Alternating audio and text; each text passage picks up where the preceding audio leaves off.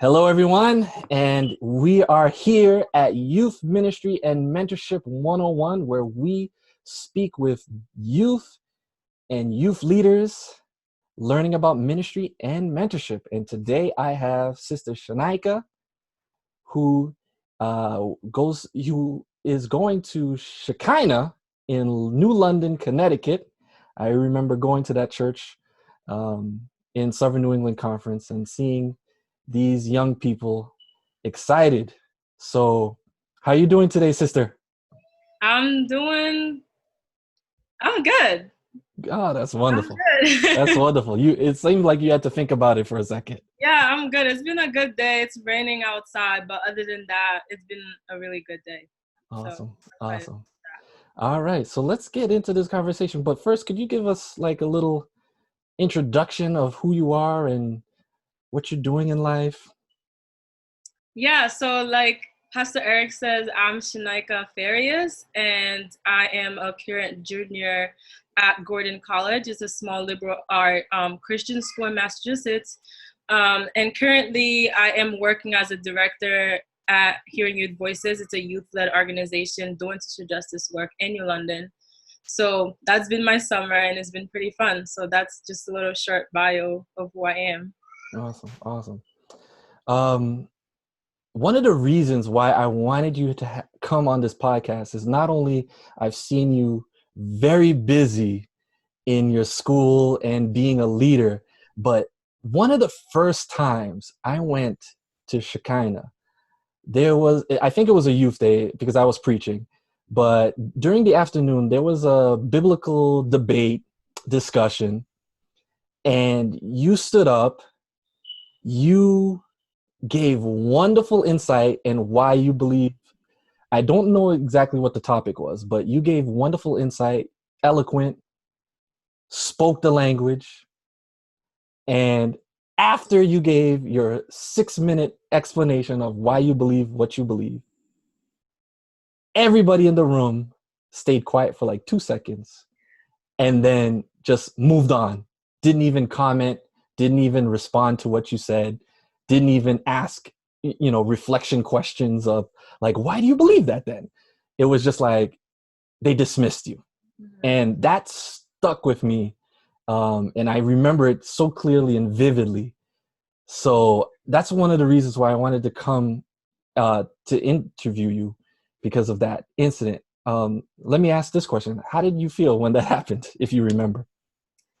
Yeah, I just remember feeling very frustrated and looking at my friends and saying, wow, like they're asking young people to speak up, and then we do, and it's sort of just like ignored, like you said nothing. And I think that for me is just very frustrating, because we have a lot of like amazing, talented young people within the Seventh-day Adventist Church, but I feel like they're just, once they go to college, they don't want to come back.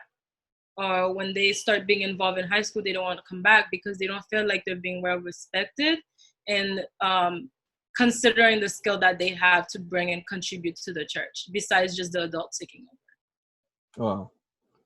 Wow. You're a leader in your school. Yes. Could you give like a little more insight in what you do in your school as a leader outside of being in the classroom? Yeah, so I do many different things. First of all, I'm a student athlete, so that's one. And my freshman year, I got really into student government. And I'm also part of an honors program at my school called Clarendon Scholars, which basically is for students who have been active within their community, and the reason that they got into that program, not just because academically, but for your involvement that you've had within your community back at home. So student government, I was class president freshman year, and my sophomore year, I just finished acting as vice president of student life, which put me in my school student government cabinet, where we manage a budget of $500,000 for the student body to put a lot of activities in place for the students. And I had my own committee where we would meet, and this year we're meeting a lot with the Office of Student Life, where we were looking at policies and a new statement that we started that's going to get passed in cabinet soon, which is called the Shalom Statement. And it's just talking about like diversity within the school campus and how to report those incidents too. So just changing those policy, reading over the student handbook and making changes where there needs to be changed. And another one that I'm a part of that's been a big part of my life is this new thing that my friend Anthony and I started. He had this cool idea of having this thing called Dear Neighbor. And it was because we noticed there was a lot of racial tension within my school, but the conversation wasn't really happening. So under one of our club called Afro-Hamwe, which is for student African descent, we started this thing called Dear Neighbor, where we had a committee and we met and we had each race represented within the committee. And our mission statement is to have a 1-hour TED Talk. And one of the topic was beauty standard and the danger of stereotype. And we choose student and faculty to come and give a TED Talk. And then they discuss those topics. And so it was just an idea last summer. And then when we actually launched it this year, the first time we had the auditorium we had it on was packed. So the line was outside of the school. And then the second time we had to have one of the biggest auditorium we had at the school, over 300 students attending. So that's kind of like the main thing that I was focused on this year, past school year. And now I'm in charge of it this year. And I'm working this summer with a lot of middle school students from Boston and from here, high school students, to branch out and have that be, have different Dear Neighbor branches within different school campuses. Wow. So you just gave a lot right there. But one of them I have to highlight. You just said that you are part of a team that was making decisions with a budget of $500,000, if I'm correct? Yes. Wow.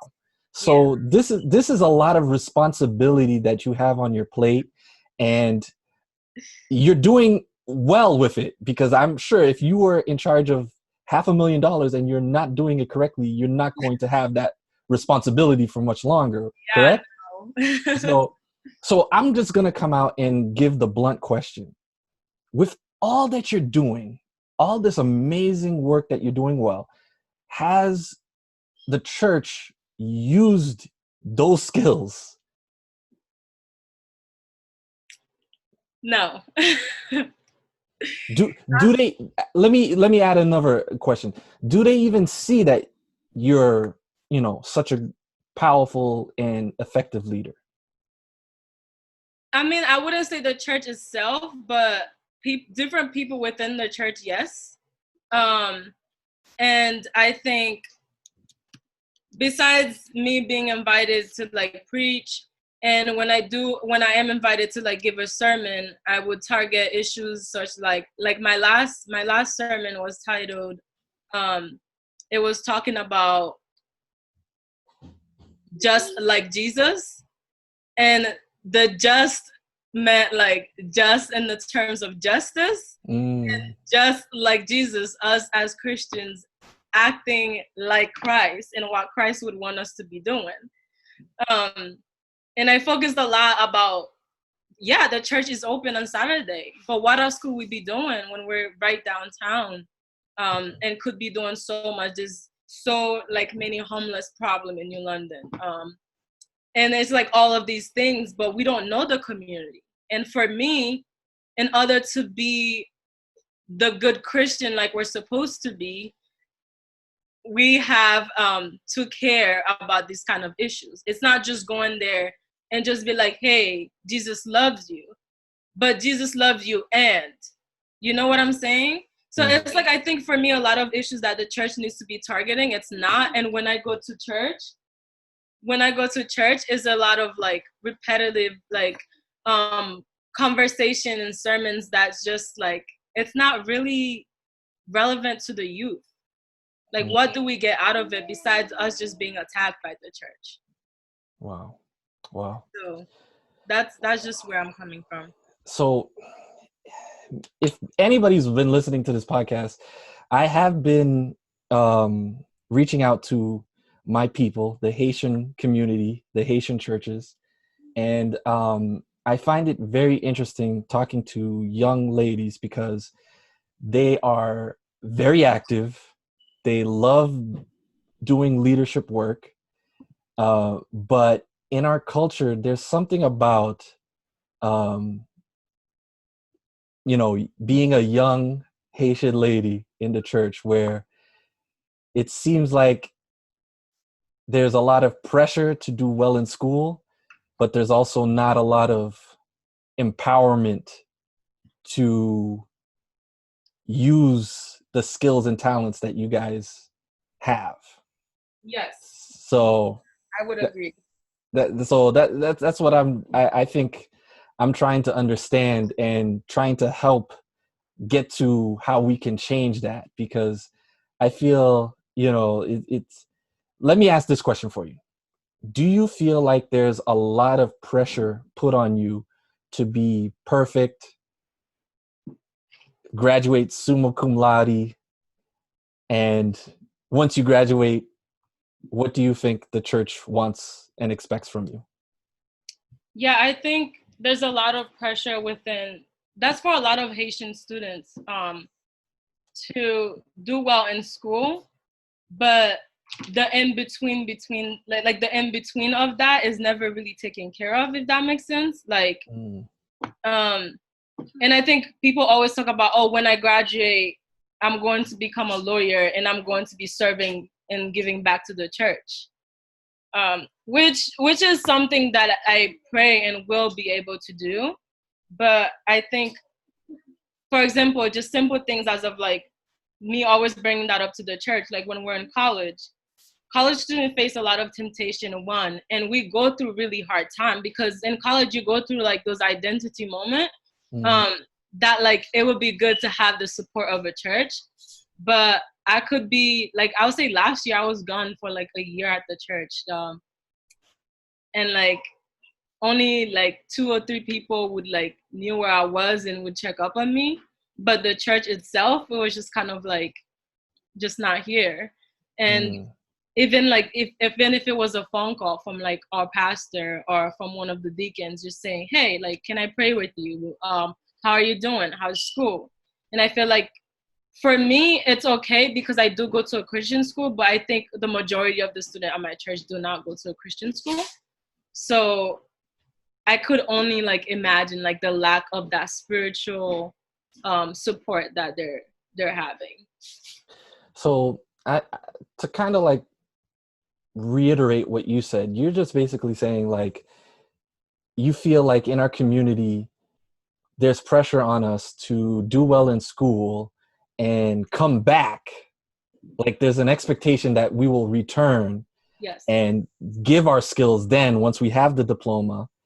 Yet during that time, the 4 years, 6 years, 5 years that we're in university or college, there's a complete disconnection from the church, but they expect us to reconnect ourselves back into the church. Yes. And yeah, so basically like that. But when you don't go to church, it's also that like, not, hey, are you okay? It's just, hey, you've left church. It's kind of like that aggressive, like, why would you do that? You grew up in the church sort of conversation, and saying, oh, Shineika, she just doesn't show up. That type of conversation, besides just like, hey, I noticed you haven't been in church in a while, at church in a while, like, is everything okay? Because we all go through those moments. I feel like I go through those moments a lot, and I was born and raised in the church, like moments where I like question my faith a lot, like, and I don't think I'm the only one within the young people either. So it's just like those kind of conversation is like basically a lack of mentorship within the church. We're more scared than excited, if that makes sense. There we go. And you brought it up. One of the things that I talk about on this podcast, mentorship. Let me ask this question now. If you, because you're a leader, if you were leading a church, either as a first elder or in some sort of administrative role in a church, how would you address these issues to really fix those issues that you're seeing in churches that you've attended? Yes, if I was in that position, I think to me is just having more programs than just like church on a Saturday. And that's even if the only time people could be within the building, just having small groups. Community service. I think community service is so important. It's something that we never see the value in that. And so just targeting those real life issues. Like a lot of people at the church, not just Shekinah, but every Seventh-day Adventist church that I've visited, like I know a lot of, like, depression is a big issue within young people these days. But it's a topic that people refuse to talk about. And it's something that we're faced with. Like, why aren't we having this conversation?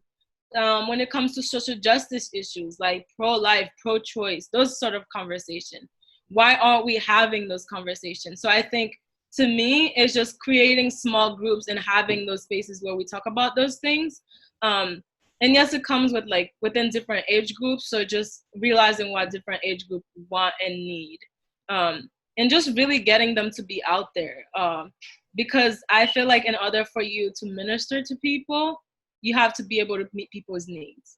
And that's one thing that I did last summer during like a mission program that I was doing. Like I was outreach coordinator, and before we started ministering to people, we would go, we'll give them lemonade, food, whatever we had. We'll go to nursing home and bring like stuff that they would need.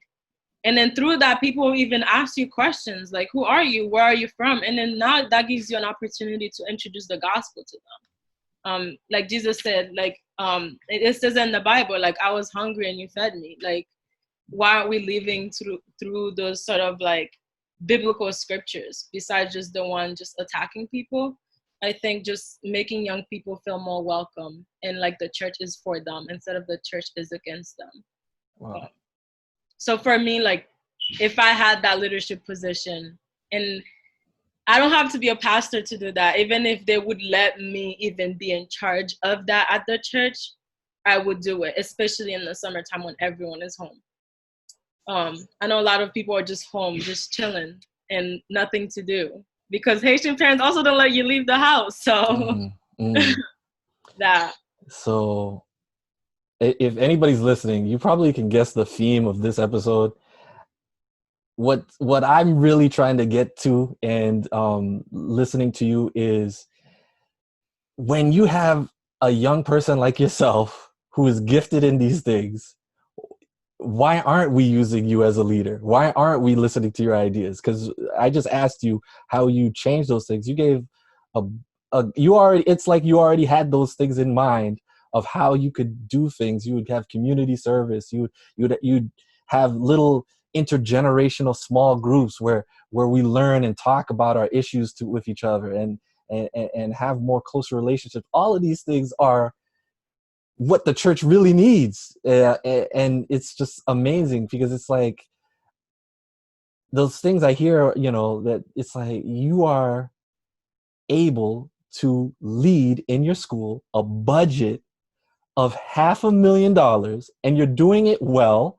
How can we not allow you to have a budget within the church of, I'm not going to say what the amount is, but I can clearly state that it is not close to $500,000. Yeah. Because if a local church has that kind of budget, I mean, that's a big church, and there's different issues than the issues we're talking about. So why can't we let you have a budget of $500, $1,000, and see what you can do in the community, see what innovation you can do to engage the young people? So that's my little thing that I'm noticing, and I hope anyone who's listening, if you are relating to this, let's start that conversation. Let's have our young people who are great leaders, who are leading in school,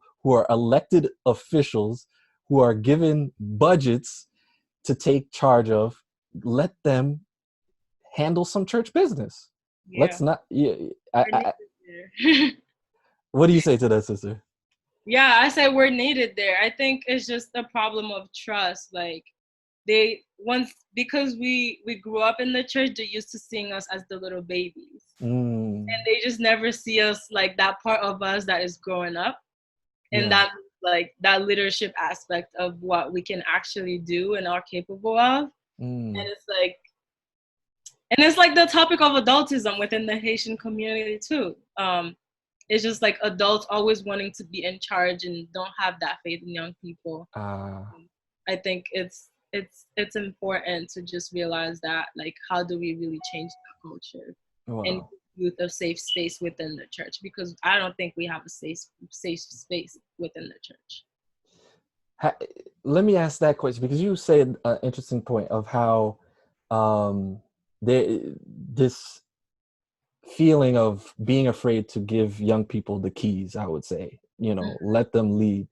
Have you felt that? Has that happened to you where you're saying, hey, I know how to do this, I know how to do that, and they're just like, you may fail at this or something like that, so we're not going to let you have that. Yeah, I think even when I was in high school, Keisha, Otnell's wife, had this idea of making us create different ministries that we think that should be within the church. And we all research like our presentation and presented it to the church, and the church just shut it down. Mm, And one of that was a prison ministry. One of that was like a soup kitchen ministry. Other churches are doing it. Why aren't we? mm, Um, so it's like from little things like that where you're just like, wow, you feel, at least for me right now in college, um, I I feel like I'm in college, like I'm an adult, and when I come back home, I feel like I'm 12-year-old again. wow. Um, because it's just that like you're just consistently has been treated like a child. And Wow. I'm turning 21 soon, so I feel like to a Haitian parents, yes, you're still a kid, you're not, like, but I think just the adult part of us, they just need to start realizing that, like, yeah, like I'm still thinking of my role that I have to play in school this year, and the tasks that I've been giving this summer, and the things that I know in the decision making of my college, and I see myself at the church is just sort of like I'm just there. Mm, I come back home, it's just like I'm just there, and it's boring. We go back to church, the adults are taking over worship, even worship, and it's like it's not for us. It's just the taste of it. The sermon is not for us. The worship used to be for us, now it's not for us. So it's like all of these things, like wow, wow. it feels weird. Yeah, it's like you have an unused resource, I would say, an unused resource that you could tap into. I'm gonna say this on that. It's like being a father myself now. There's a fear seeing my son fall, but I know he has to learn to walk. Well, now he's 4, so he's walking perfectly fine. But when he was younger, he would get up and he would fall. Sometimes it was maybe even a little hard. He might, do a little cry, and then you just give him a little kiss on the boo-boo, and then you let them try to get back up, Yeah. because you eventually know that the kid, my son, this is what for basically any kid, and I've heard many preachers say this, a baby doesn't fall down and say, oh, walking isn't for me, I'm just going to crawl for the rest of my life. They fall and get back up. Even if they may even hurt themselves, they fall and they get back up. Yep. And we allow them to do that because that's a part of growth. That's a part of growing up. And I think we have to be intentional and realize that your age group, the Generation Z, who are going to college, you guys are in a different phase of that kind of phase. You guys are falling and getting back up. You're falling in courses and getting back up. You're falling in learning how to live on your own and getting back up. You're falling in relationships and getting back up. But we have to allow that to happen. And we have to allow that to happen in the church context as well. We have to allow young people to lead out a program, and the first time, let it be a bad program, because they're going to fall. But what we do is we say, we kiss the boo-boo, and we help them get back up. So, yeah. And I think I just wish all pastors were able to think that way. And a lot of the time, I don't even think it's the pastor. It's just things have to get past the committee. So, but if that was to happen where they gave us a chance and we messed up, it would just be like, see, I told you so, sort of attitude. Yes, that attitude too. That's it. That's just it. There's nothing else. But in my experience, in our context, especially in the Haitian churches, when we actually do finally get the keys, the young people are working so hard because they know if they fall, they're going to not get a chance again. So you guys work even double hard, and it comes out so awesome and amazing. But then they say, the next time you might fail. So. Yeah. And I think there's so many people who have that talent, like Keisha and Oatnell, and like just people my age who are in college now and returning, who just graduated. And I can think of all the different variety of major. We have accountant, we have social worker, we have Keisha who's an architect. Like, so it's like there's all those different options, but they're just not being used. Just the most marginalized group within the church, and how to really react to that, I don't know. All right. Still going on into the Haitian church, I want to debunk some myths and see if you agree with some myths that I've always heard. Let me ask this question. Is it because the service is in Creole that young people zone out? Yes and no. Could you elaborate? Could you elaborate on that? Because I feel like when it's in Creole, the reason why people are not interested is because the attack is always on us, or they're preaching about things that are not relevant to us. It's like old things that like, or even if it's a good sermon, but they don't deliver it in a way that it's relevant to us. I don't know if that makes sense. The context that they use is not for us. And when it's in English,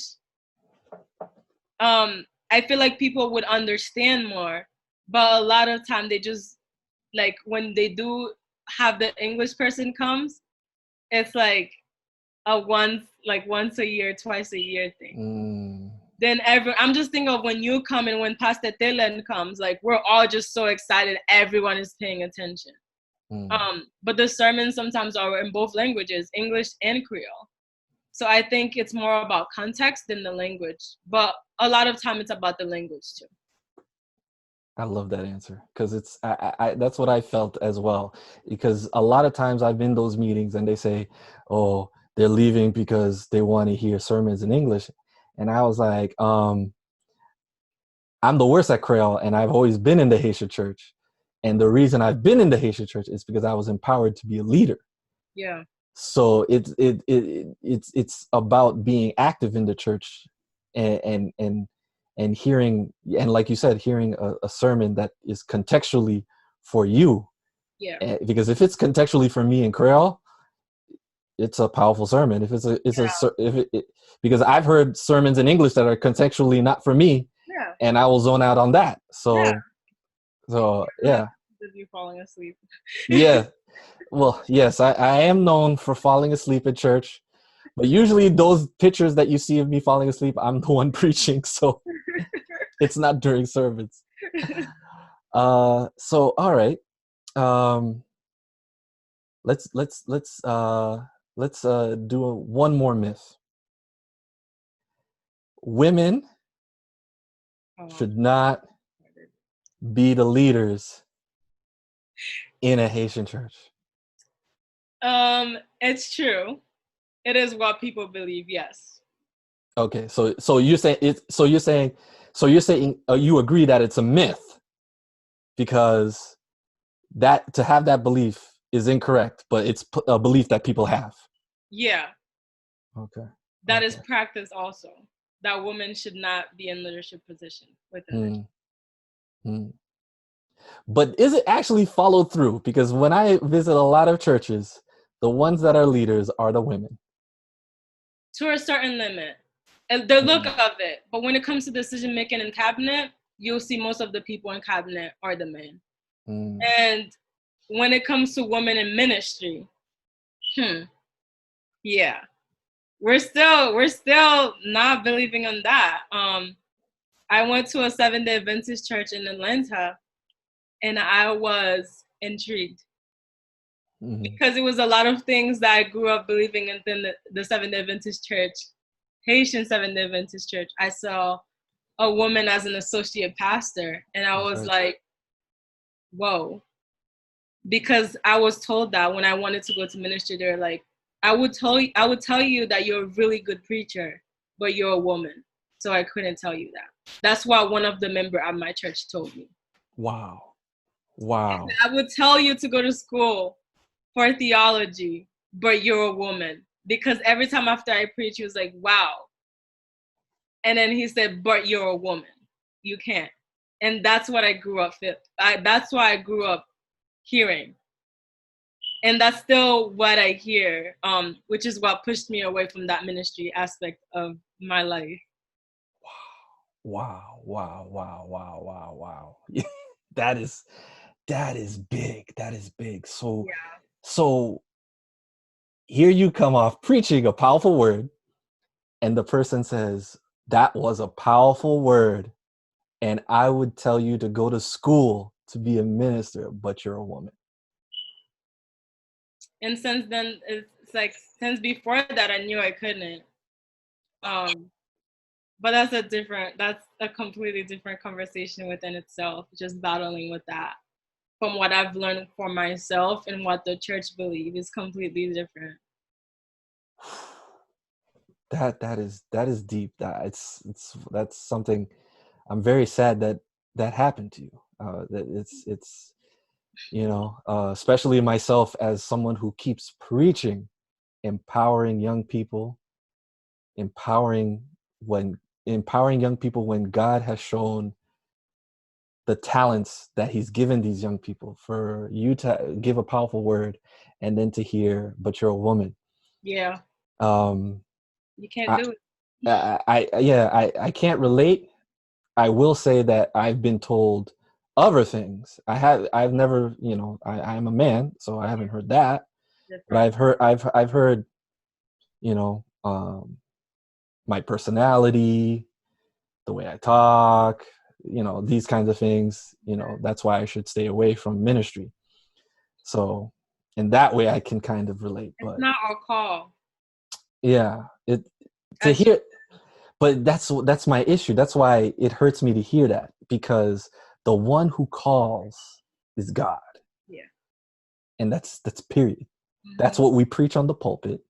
That's what our doctrines believe. That's what we state when we talk about the history of the Seventh-day Adventist Church, because we were founded on a woman with a 3rd grade education who was empowered to give prophecy and establish this denomination. So to hear that statement is rebuking what God has already said. Yeah. And we can't do that. They would say to that she wasn't, her books and her theories are not the Bible.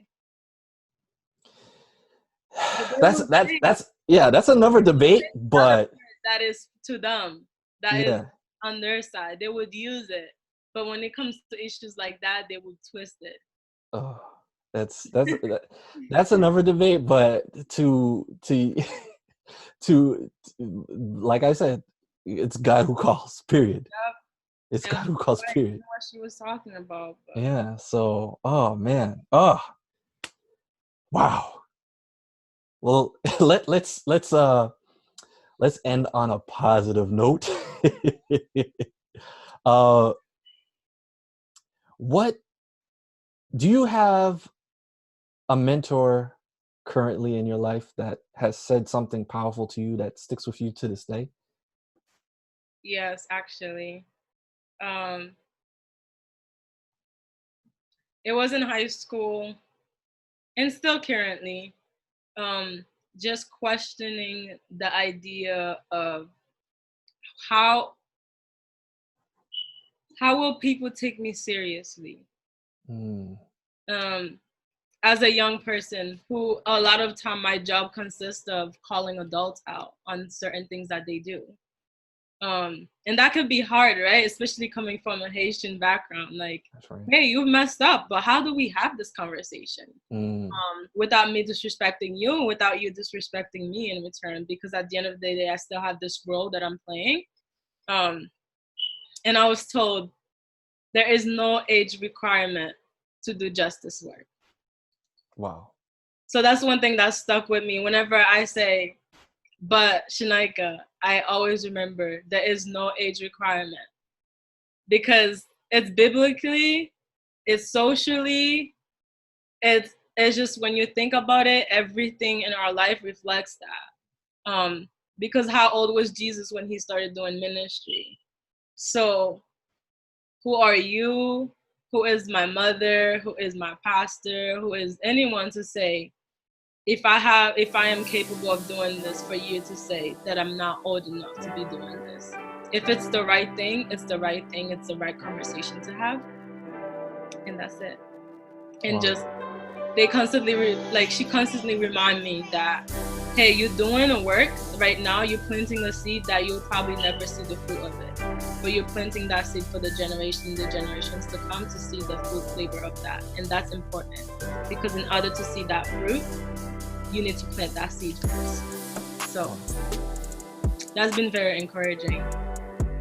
That is.